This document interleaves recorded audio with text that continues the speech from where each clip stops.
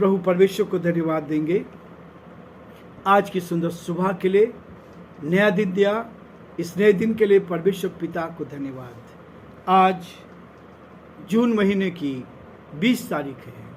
प्रभु का धन्यवाद करते हैं। एक एक दिन हम आगे बढ़ते जा रहे हैं। कैसे पूरा सप्ताह निकल जाता है हमें मालूम नहीं चलता। एक एक दिन परमेश्वर में अपनी महिमा के लिए इस्तेमाल करता जाता है। जोखिम उठाना, परमेश्वर के लिए जोखिम उठाना। कल हम देख रहे थे, जब आप सुबह उठकर अपनी नींद को खोते हैं तब परमेश्वर की आत्मा आपके अंदर आ जाती है, और जब आप परमेश्वर की आत्मा के द्वारा चलते हैं तो परमेश्वर आपको आशीष देता। आज फिर से हम पहला कुरिन्थियों का 6 अध्याय उसके 19 और 20 पद को हम पढ़ेंगे। लिखा है, प्रियो, क्या तुम नहीं जानते कि तुम्हारी देह पवित्र आत्मा का मंदिर है जो तुम में बसा हुआ है और तुम्हें परमेश्वर की ओर से मिला है, और तुम अपने नहीं हो। 20 पद, क्योंकि दाम देकर मोल लिए गए हो, इसलिए अपनी देह के द्वारा परमेश्वर की महिमा करो। इस देह के द्वारा परमेश्वर की महिमा करो। हम प्रार्थना करेंगे। धन्यवाद और स्तुति के योग्य हमारे सामर्थ्य परमेश्वर, आज की सुंदर सुबह के लिए आपको दिल की गहराई से धन्यवाद। ये सुंदर सुबह प्रभु आपके बड़े अनुग्रह के द्वारा हमें मिली, ताकि प्रभु जी हम आपकी महिमा कर सके, आपके नाम को धन्य कह सके, जो आपकी योजना है उसको पूरा कर सके। हम आपको धन्यवाद देते हैं, हम आपकी स्तुति करते हैं, हम आपकी प्रशंसा करते हैं, हम आपके नाम को सराहते हैं। प्रभु हे दयालु, हे सामर्थी, हे विश्वास के योग्य परमेश्वर, हमारी आपसे प्रार्थना, आपसे विनती है, हर कदम पर हमारी मदद करें। हर कदम पर आपका दया का हाथ हमारे साथ बना रहे, ताकि आपके नाम में प्रभु जम आगे बढ़ते जाएं, और जो आपकी योजना है प्रभु उसको पूरा कर सके।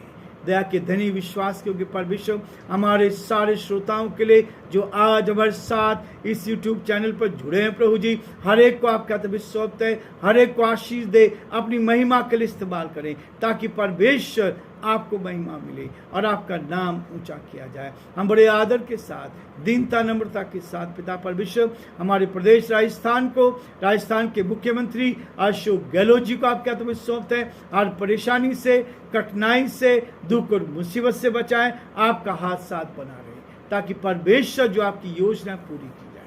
हम आपसे प्रार्थना करते हैं प्रभु, आपका सुरक्षा का हाथ उनके साथ बना रहे, ताकि आने वाले समय में प्रभु उस बड़े कार्य को देख पाए जो आपने उनके हाथों में रखा है, ताकि परमेश्वर आपको महिमा मिल सके और आपका नाम ऊंचा किया जाए। हम धन्यवाद देते हैं हमारे देश के लिए, इस देश पर आपकी आशीष चाहते हैं। देश के प्रधानमंत्री के लिए प्रार्थना करते हैं, राष्ट्रपति जी के लिए प्रार्थना करते हैं, आप उनको आशीष दें।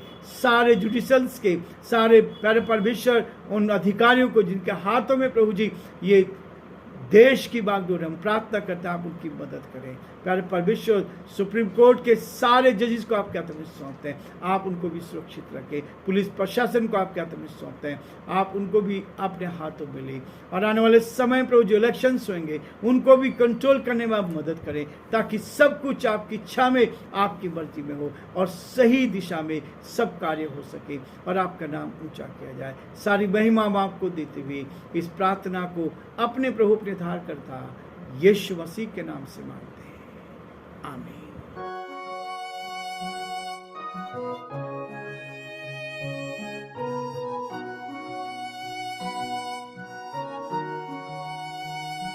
कलवरी के पास खड़ा हो, खून की धारा देखता जा, तेरे पापों का यही दाम दिया है मसीह यीशु ने।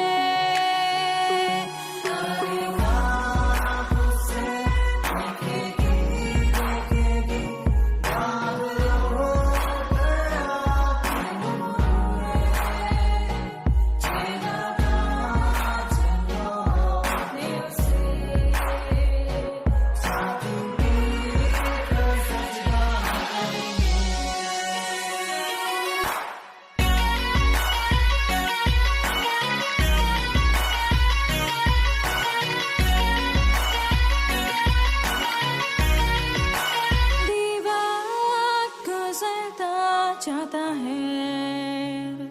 रात अंधेरी आती है, तौबा कर दरवाजा होगा बंद। कुछ ना होगा फिर पछताने से, तौबा कर दरवाजा होगा बंद। कुछ ना होगा फिर पछताने से।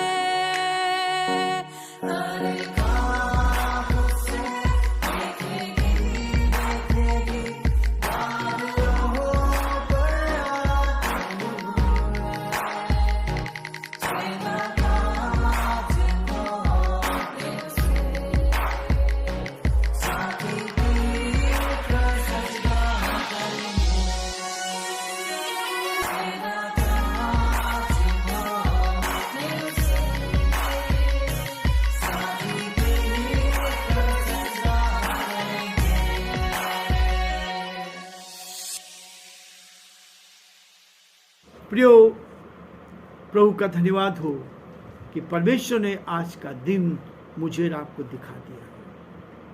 हम इस लायक नहीं थे कि आज के दिन को हम देख पाते, लेकिन परमेश्वर ने हमें इस लायक बनाया कि आज इस दिन में हम प्रवेश कर पाए।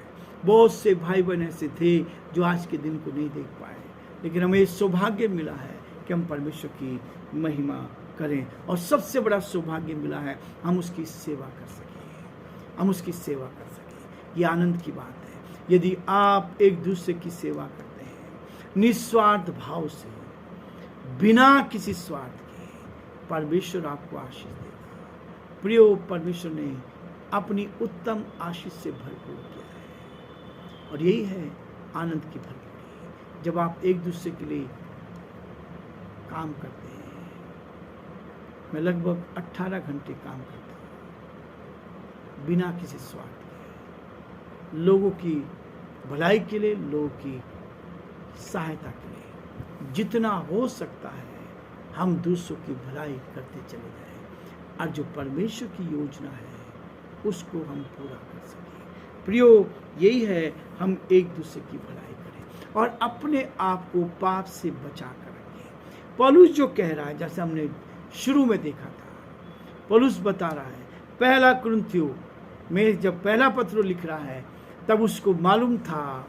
कि इस कलीसिया में व्यभिचार हो रहा है। पौलुस को मालूम था कि लोग गलत रास्ते पर चल रहे हैं, इसलिए उसने अपने लोगों को जो प्रभु में थे उनको इस व्यभिचार के लिए शिक्षा दी ताकि इससे बच करें। और 19 पद में कहता है, क्या तुम नहीं जानते कि तुम्हारी देह पवित्र आत्मा का मंदिर है?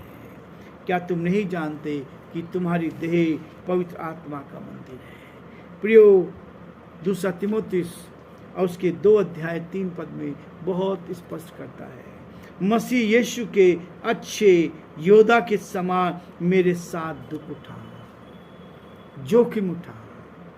किसी ने कहा, संसार में भी जो पानी से भीगता है वो वस्त्र बदल सकता है, लेकिन जो पसीने से भीगता है वो इतिहास बदल देता है। जो पसीने से भीगता है, जो मेहनत करता है, जो मेहनत करता है, वो हिस्ट्री को बदल देता है, इतिहास बना लेता है।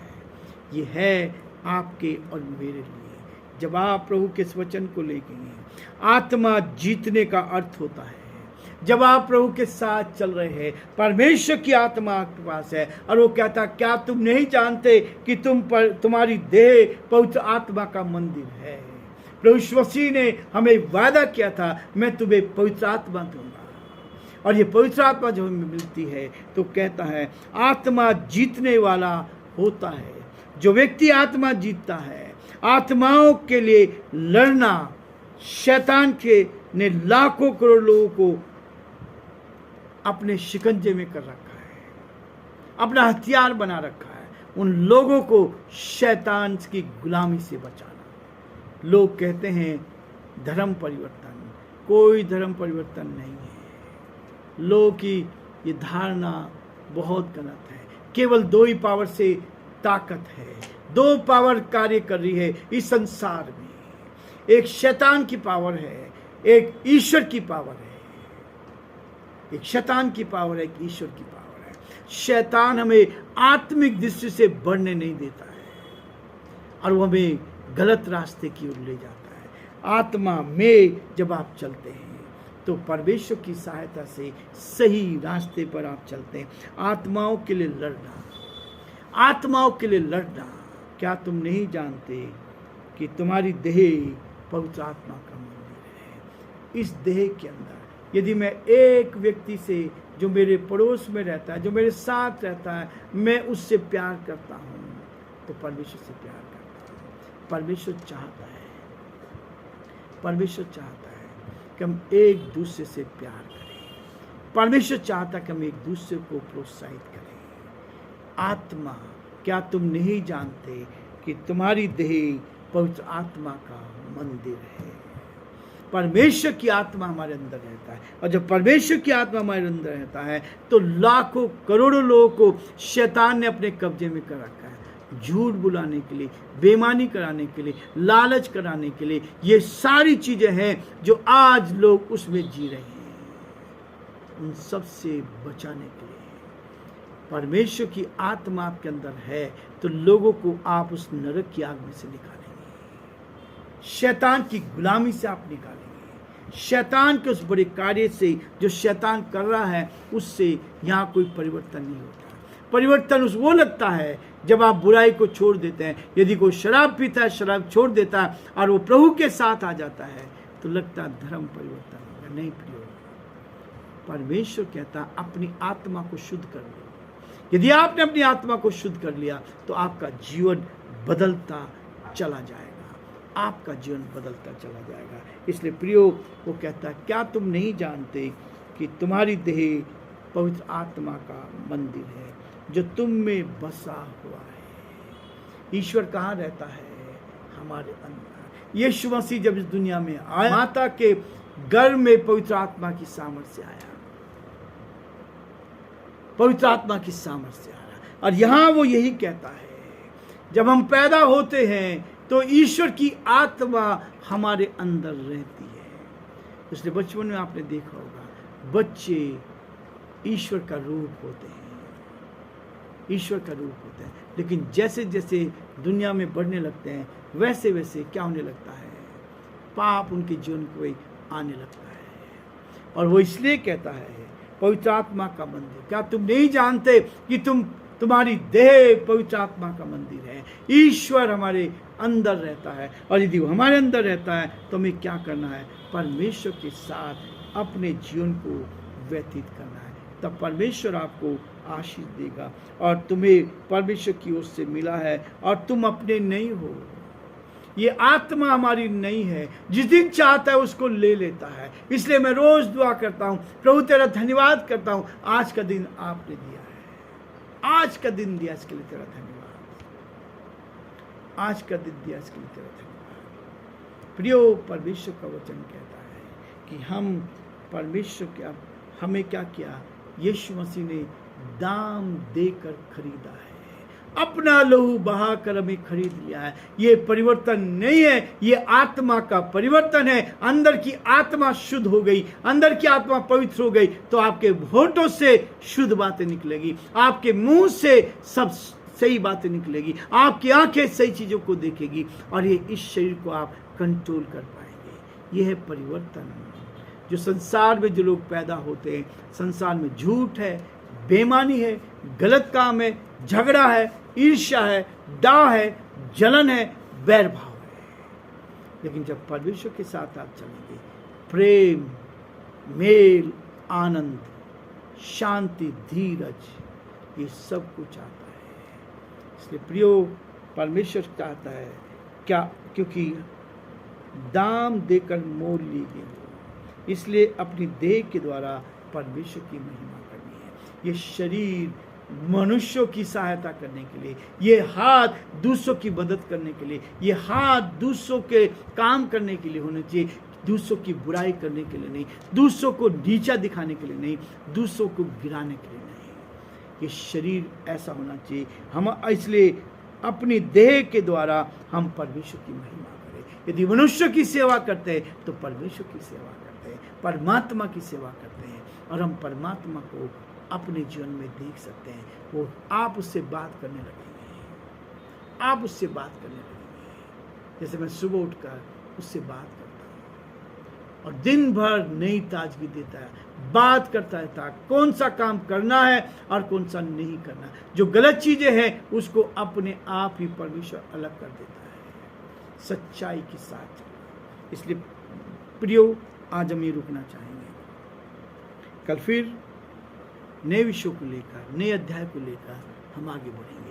प्रियो, प्रभु आप सबको बहुत आशीष दे और प्रभु का हाथ आप पर और आपके पूरे परिवार पर